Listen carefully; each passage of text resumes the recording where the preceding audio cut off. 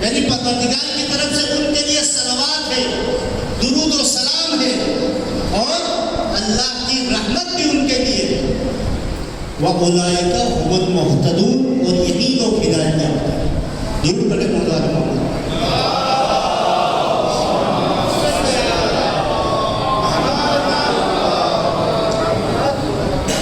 تعلیم یافتہ افراد اور علماء کرام موجود ہیں کہ علم منطق میں کسی بھی چیز کے علم کے دو طریقے ہوتے ہیں یا دو قسمیں ہیں۔ ایک تو علم بدیہی کہا جاتا ہے، ایک تو علم نظری کہا جاتا ہے۔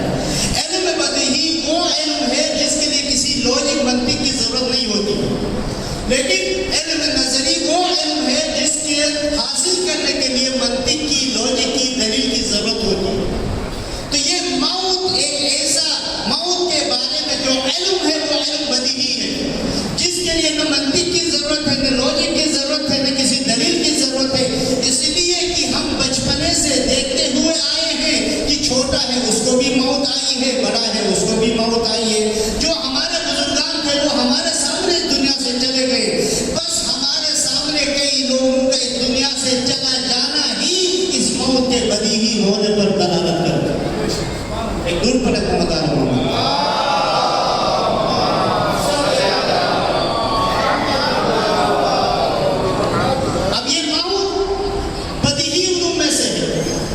تو کیا موت کے بعد فنا ہے؟ تو اب موت کے بارے میں جو الفاظ استعمال ہوئے قرآن کے اندر، ایک لفظ توفا بھی استعمال ہوا ہے۔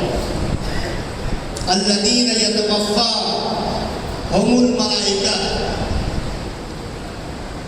یعنی توفا کا مطلب ہے کہ مختلف معنی ہے، ان میں سے ایک معنی ہے کہ کسی تحویل میں دینا، انتقال کا معنی بھی آتا ہے، یعنی بغیر کسی کم و بیشی کے کسی کے تحویل میں دینے کا معنی بھی آتا ہے۔ یعنی توفیت المال، میں نے اپنے مال کو بغیر کمی بیشی کے اس کے حوالے کیا یا حوالہ دیا، دونوں معنی ہے۔ توفیت المال یعنی میں نے اپنے مال کو بغیر کسی کمی بیشی کے اپنے گرفت میں لے لیا، اپنے حوالے میں لے لیا، تحویل میں لے لیا، یہ معنی بھی ہے۔ تو اب یہاں پر موت کا مطلب کیا ہے؟ یعنی اس معنی کے مناسبت سے اگر موت کا معنی کرے تو یعنی ملائکہ حکم خدا سے انسان کے پورے وجود کو اپنے تحویل میں دے دے۔ دور پڑے محمد آل محمد۔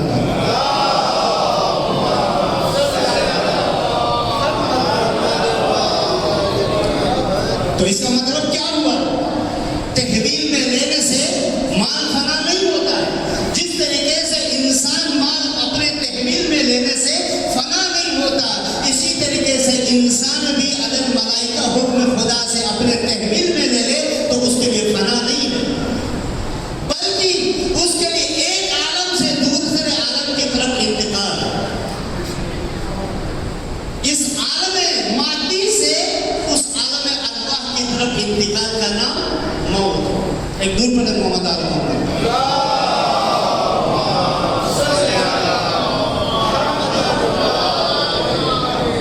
تو بے شک ہمارے ذہن میں ایک سوال پیدا ہوگا، جب انسان مر جاتا ہے، مرنے کے بعد اس کو دفناتے ہیں، دفنانے کے بعد اس کا جو جسم ہے، مادی جسم قبر میں ختم ہو جاتا ہے، مٹی بن جاتا ہے، تو پھر بقا کس کے لیے؟ بقا انسان کے اس مادی جسم کے لیے نہیں ہے۔ جب انسان کا جسم منتقل ہوتا ہے قبر میں، تو قبر میں انسان کا جسم فنا ہوگا، مٹی بنے گا، لیکن جو عالم، جو انسان کی خودی ہے، جس کے لیے قرآن نے نفس اور روح کا لفظ استعمال کیا ہے، اس نفس اور روح کے لیے بقا ہے۔ وہ نفس اور روح عالم مادیت سے عالم ارواح کی طرف منتقل ہوتا ہے، اس انتقال کو موت کہا جاتا ہے۔ اسی لیے شاعر نے کہا ہے کہ موت کو سمجھا ہے غافل، اختتام زندگی ہے شام زندگی، صبح دوا میں زندگی۔ اے غافل، تو نے اس موت کو زندگی کا اختتام سمجھا ہے، یہ اختتام نہیں ہے،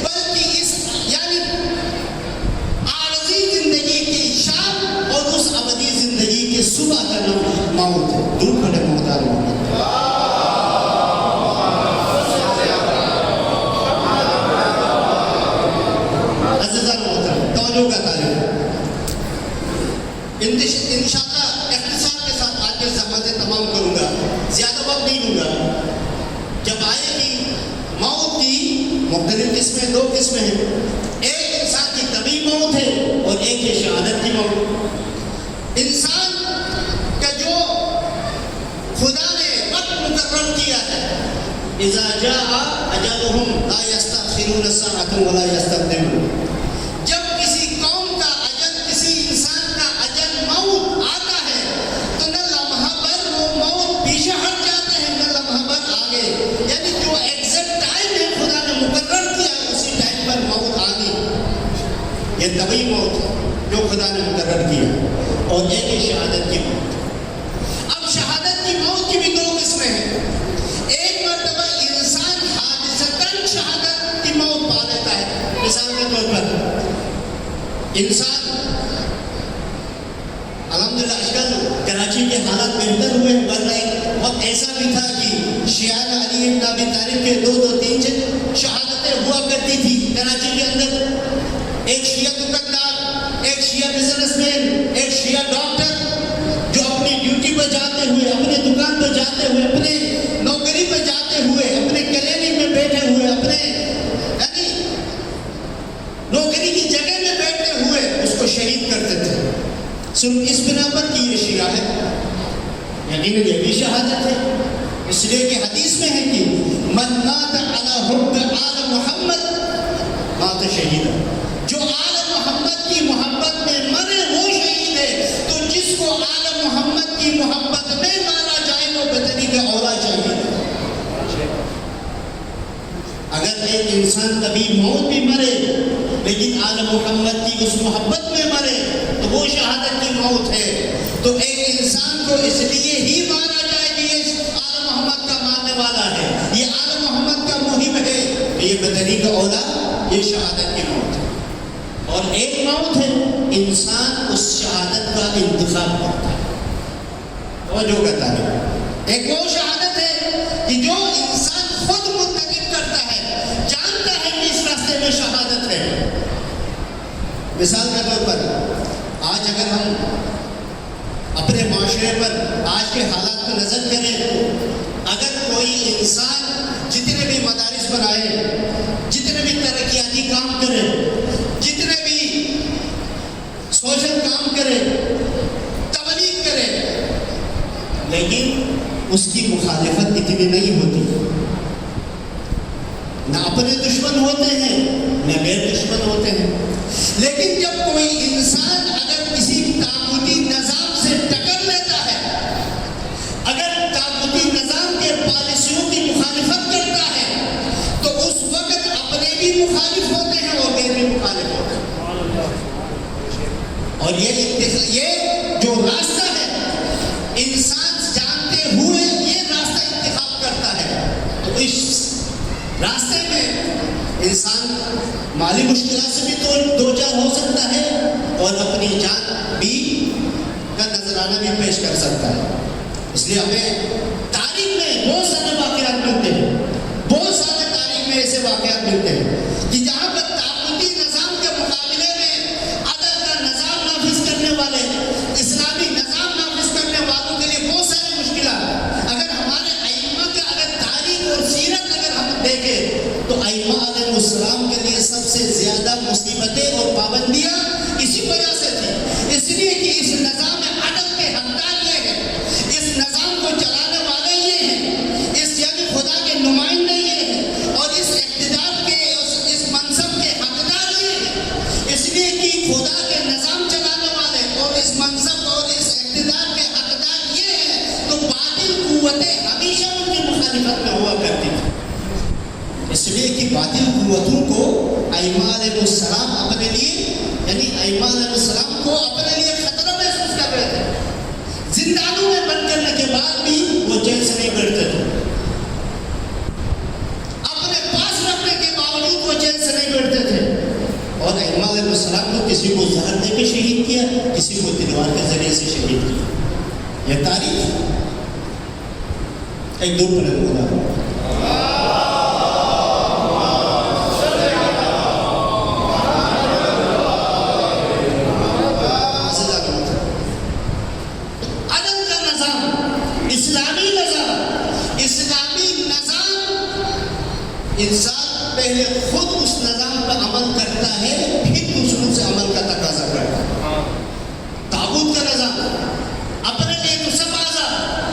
لیکن بیچارہ غریبوں پر تمام قوانین ان پر لاگو ہوتے ہیں، اپنے لیے سب آزاد، یعنی طاغوتی نظام میں جس کی لاٹھی اس کی بیس ہوا ہوتی ہے، لیکن اسلامی نظام میں سب سے پہلے زیادہ پوچھ گچھ اسی سے ہوتی ہے جو اس اقتدار پر بیٹھتا ہے، اس منصب پر بیٹھتا ہے۔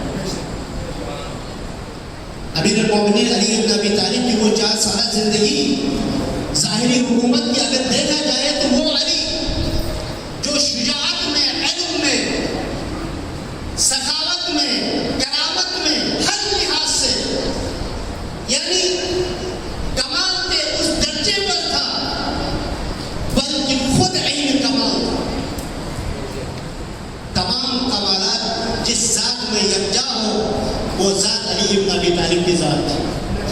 اس لیے پیغمبر نے بھی یہی ارشاد فرمایا تھا کہ اگر ما سبق انبیاء یعنی انبیاء کا تمام صفات کا مجموعہ اگر کسی ذات میں دیکھنا چاہتے ہیں تو وہ علی بن ابی طالب کی طرف دیکھیں، اس لیے کہ تمام انبیاء کا جو صفات کا مجسم ہے وہ علی بن ابی طالب کی ذات ہے۔ جب وہ ذات اقتدار میں آتی ہے، وہ ذات نے ظاہری منصب خلافت سنبھالا، تو مولا کیا کیا کرتے تھے؟ اپنے کندھے پر بوجھ لے کر رات کی تاریکی میں غریبوں اور مسکینوں کو کھانا کھلایا کرتے تھے، یتیموں تک کھانا پہنچایا کرتے تھے۔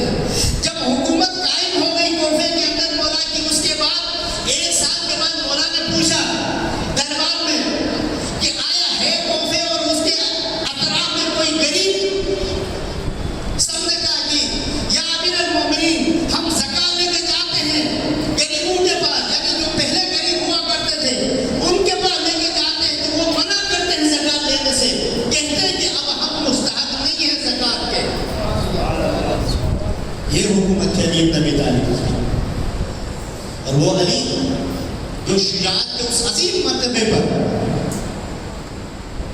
یہ شجاعت پہ 2 روایت بیان کر کے پھر میں اپنے موضوع کی طرف آتا ہوں۔ جنگ خیبر کا مارکہ سب نے سنا ہے، تفصیل میں نہیں جاؤں گا۔ جنگ خیبر کا مارکہ ہے جب مرحب کو مولا نے 2 ٹکڑے کیا، پیغمبر خوشی سے اصحاب کے ساتھ بیٹھے ہوئے تھے، جبرائیل امین نازل ہوئے۔ معجزات آل محمد کتاب ہے، اس کا باب فضائل معجزات مولا امیر المومنین علیہ السلام میں یہ روایت ہے، کتاب کا حوالہ بھی دیتا ہوں۔ اور جبرائیل امین پریشان یا متعجب انداز میں رسول اللہ کے پاس آئے، تو رسول اللہ نے پوچھا کہ اے جبرائیل تعجب کس بات کی ہے؟ تو جبرائیل امین فرماتے ہیں یا رسول اللہ، آسمان پر تمام ملائکہ اہل آسمان لا فتح الا علی لا سیف الا ذوالفقار کا صدائے بلند کرتے ہیں، لیکن مجھے تعجب اس بات کی ہے کہ جب علی نے تلوار مرحب میں وار کیا، تلوار سے ذوالفقار سے وار کی، تو خدا کا حکم ہوا کہ خدا کا حکم ہوا اے جبرائیل جا کر علی کی تلوار کی نوک پکڑ لے۔ میں نے پوچھا یا اللہ اے میرے مالک کیوں؟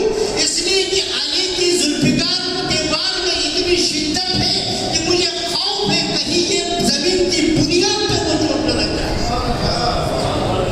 اگر بنیاد زمین جس بنیاد پر ٹکی ہوئی ہے اگر اس پر وہ ضرب لگ جائے تو زمین پلٹ جائے گی، مجھے وہ خوف ہے۔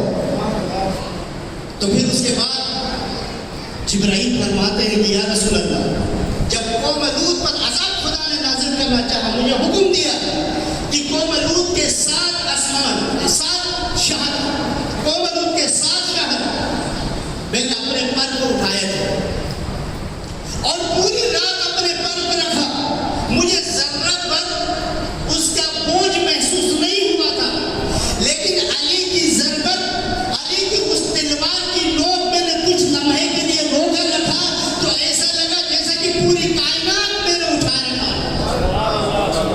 ایک دور پڑے محمد آل محمد۔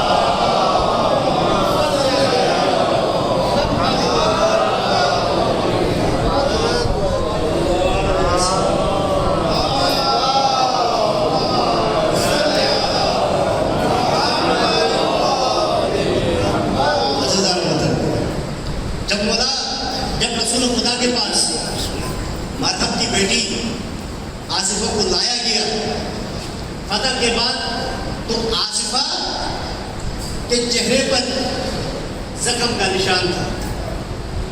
ظاہر بات ہے مملکت اسلامی رسول خدا رحمت للعالمین کے سامنے خاتون زخمی حالت میں رسول اللہ نے پوچھا کہ تو شہزادی کی یہ زخم کیوں لگا ہے؟ کہ کہا کہ جس وقت علی نے خیبر کا دروازہ اٹھاڑا تو پورا محل میں زلزلہ آیا، میں تخت پر بیٹھی ہوئی تھی، زلزلے کی وجہ سے میں تخت سے گر گئی اور گرنے کی وجہ سے یہ چوٹ لگی ہے۔ تو رسول خدا نے فرمایا کہ اے آصفہ، یہ صرف آپ کے محل پر زلزلہ نہیں آیا تھا، جس وقت علی نے در خیبر کو اکھاڑا اس وقت 7 زمین اور 7 آسمان میں زلزلہ آیا تھا، بلکہ علی کی اس جوش سے خدا کے عرش پر بھی زلزلہ آیا تھا۔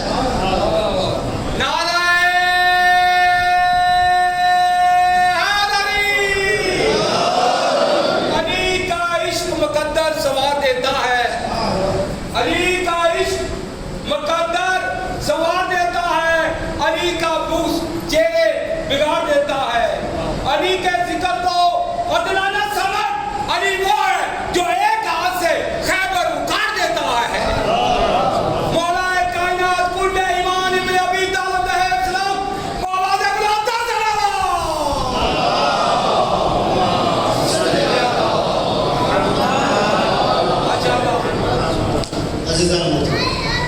وہ شخصیت شجاعت کے اس اعلیٰ درجے پر،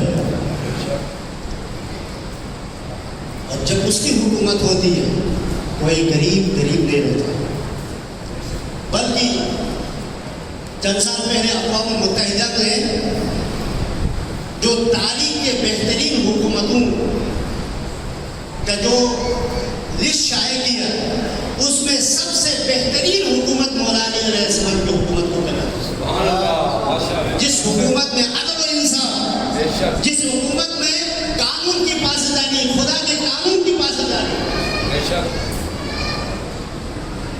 تو اس حکومت میں غریب کے لیے آسانیاں اور امیر کے لیے پوچھ گچھ زیادہ ہے۔ یقیناً کہ عام انسان گناہ کرے، ایک عام انسان قانون توڑے، اس کے نسبت جو صاحب اقتدار ہوتا ہے، جو صاحب منصب ہوتا ہے، جس کی جتنی معرفت بلند ہوتی ہے، اس کا زیادہ گناہ، اس سے زیادہ پوچھا جائے کہ لوگوں کو نصیحت تو خود کرتے ہو لیکن خود عمل کیوں نہیں کرتے؟ فلا تقولون ما لا تفعلون۔ تو یہ اسلامی قانون ہے۔ اور اسی علی نے موت کو کیا سمجھا؟ اتنی فتوحات کے بعد کسی فتح میں مولا نے اپنی کامیابی کا اعلان نہیں کیا، کسی فتح میں نہ اپنے علم پر کبھی فخر کیا، فتح کا اعلان کیا، نہ اپنی شجاعت میں کبھی فخر کا اعلان کیا، لیکن جس وقت سر مبارک پر ضربت لگتی ہے تو مولا اعلان کرتے ہیں فزتو و رب الکعبہ، رب کعبہ کی قسم آج ہی کامیاب ہو۔ اے مولا یہ کیسی کامیابی ہے؟ کیا خیبر کی کامیابی نہیں تھی؟ کیا خندق کی کامیابی نہیں تھی؟ کیا احد کی کامیابی نہیں تھی؟ کیا سنونی قبل ان تفقدونی کا دعویٰ یہ کامیابی نہیں تھی؟ ان سب میں کسی میں بھی مولا نے اپنی کامیابی کا اعلان نہیں کیا، لیکن جس وقت سر پہ ضربت لگتی ہے تو مولا اپنی کامیابی کا اعلان کرتے ہیں، تو جواب یقیناً یہ ہوگا وہ سب کامیابیاں تھیں اس کامیابی کے، اس لیے کہ اب اس ضربت کے بعد مجھے اپنے خالق حقیقی سے ملاقات کرنی ہے، اور اسی ملاقات کے لیے تو میں نے خیبر کو فتح کیا تھا، اسی ملاقات کے لیے میں نے احد کو فتح کیا تھا، اسی ملاقات کے لیے میں نے خیبر کو خندق کو فتح کیا تھا۔ جس وقت ضربت لگی ایک مرتبہ صدا بلند ہوئی، الا قد قتل امیر المؤمنین، امیر المؤمنین قتل ہوئے۔ امام حسن اور امام حسین علیہ السلام دوڑتے ہوئے مسجد میں تشریف لے آئے، دیکھا بابا لہو لہان ہے۔ مولا امام حسن علیہ السلام نے بابا کا سر مبارک گود میں لیا۔ امام حسن علیہ السلام کو مولا نے حکم دیا حسن نماز پڑھائیے۔ امام حسن علیہ السلام نے نماز پڑھائی،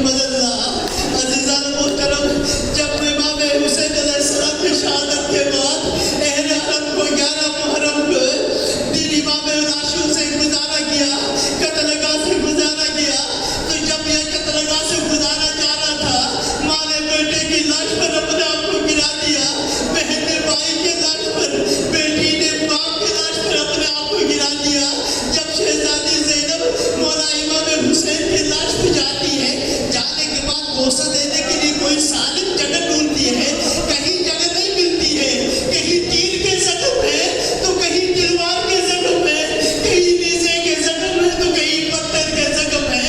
میرے مولا کا بدن چور چور ہے، دائیں پسلیاں بائیں پسلیوں سے مل گئی ہے، بائیں پسلیاں دائیں پسلیوں سے مل گئی ہے، مولا کا بدن چور چور ہے، یعنی سب مٹی لگی ہوئی ہے۔ ایک مرتبہ آسمان کی طرف رک کر کے شہزادی زینب کہتی ہے کہ اے پالنے والے، کیا میرے بھائی حسین کا لاش چاہیے ہے؟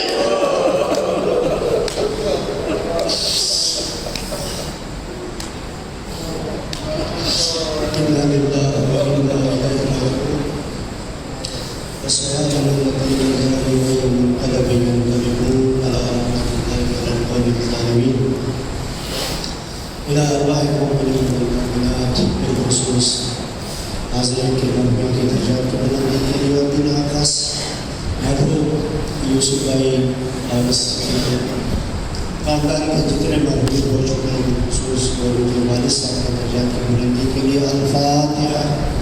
بسم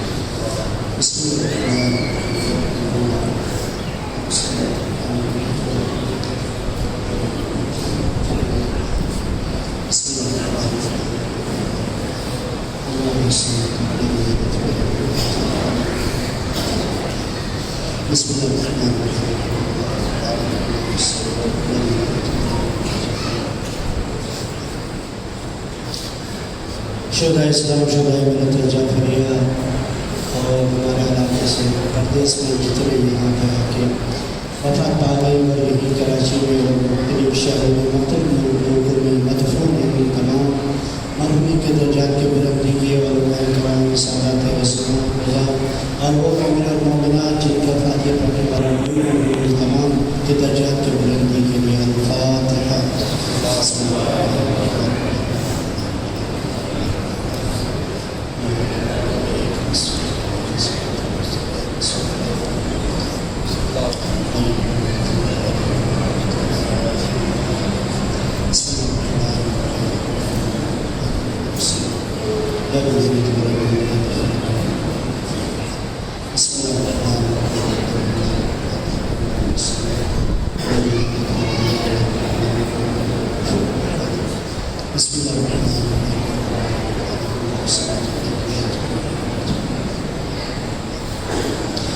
اللهم ارزقنا توفيق الطاعة وبعد المعصية وصدق النية وعرفان الحرمة وكرمنا بالهدى والاستقامة وصدق ألسنتنا بالصواب والحكمة واملأ قلوبنا بالعلم والمعرفة وطهر بطوننا من الحرام والشبهة واكف أيدينا عن الظلم والسرقة واغض أبصارنا عن الفجور والخيانة واصلب أسماعنا عن اللغو والغيبة وتفضل علمائنا بالزهد والنصيحة بحق محمد وآله الطيبين الطاهرين.